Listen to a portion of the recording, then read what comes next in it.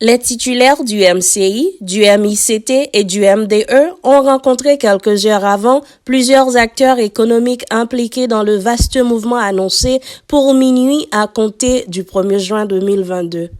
La rencontre d'une durée d'au moins 3 heures s'est tenue dans les locaux de la Chambre du commerce et d'industrie du Sud et s'est terminée peu avant 8h p.m.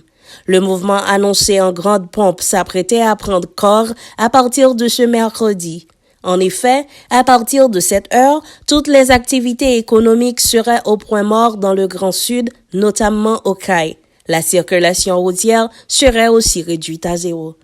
Ironie du sort, cette décision prise par plusieurs secteurs des départements du Grand Sud afin de forcer les autorités gouvernementales à agir contre l'occupation par les gangs de la route nationale numéro 2 au niveau de Martissan allait se heurter aux combines politiques.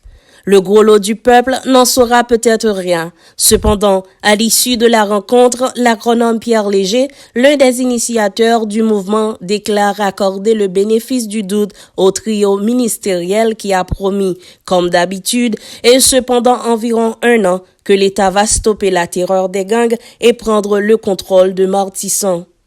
Après ces propos tenus par l'agronome, certains acteurs impliqués dans le mouvement apparenté à une désobéissance civile en sont sortis abasourdis et se sont vite repliés.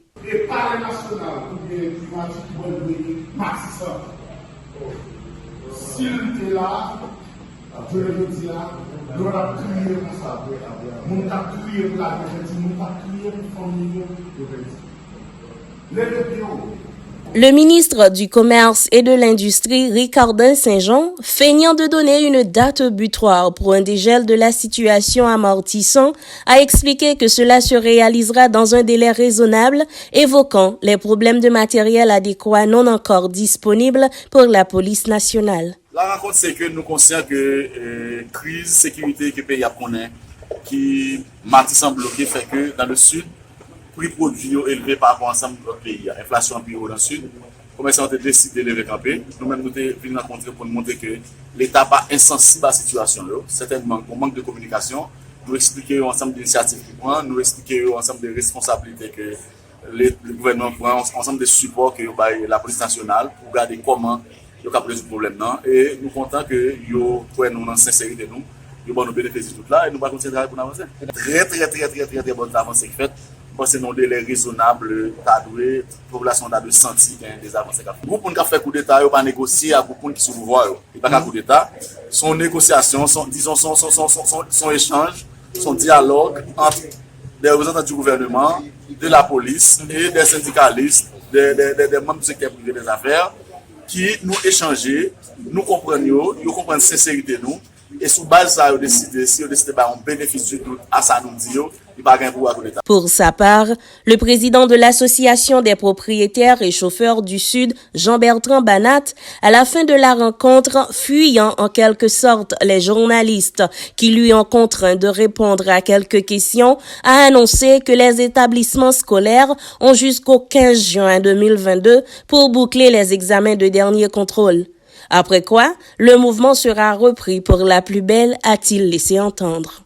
Nous sommes entrés pour parler avec ministre, entrés pour parler avec autorités, avec policiers qui étaient regardés et nous sortis avec une entente de réflexion.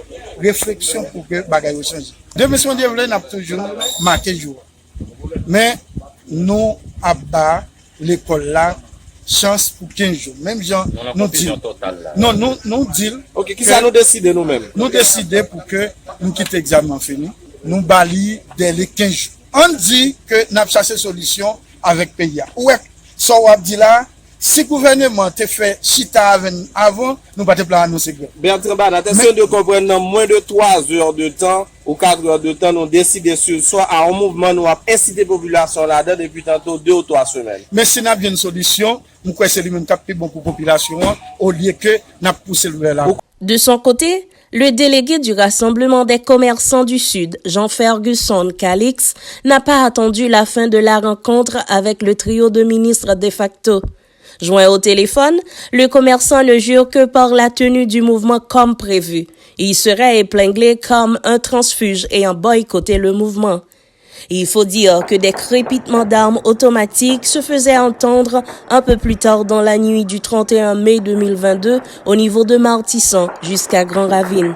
Des riverains signalent des affrontements armés sans pour autant être en mesure de déterminer qui sont les belligérants, ce qui laisse présager que la situation risque de s'envenimer dans les jours qui viennent. Dans l'intervalle, apparaît le paradoxe de Martissan, vu que les portes de certaines écoles dans la zone sont rouvertes par le ministère de l'Éducation nationale et de la formation professionnelle. Pourtant, la circulation routière est toujours interdite par les bandits et à tous ceux qui osent prendre le risque de passer par là. Et ils se font tirer dessus ou assassiner sous le regard complice de l'État haïtien.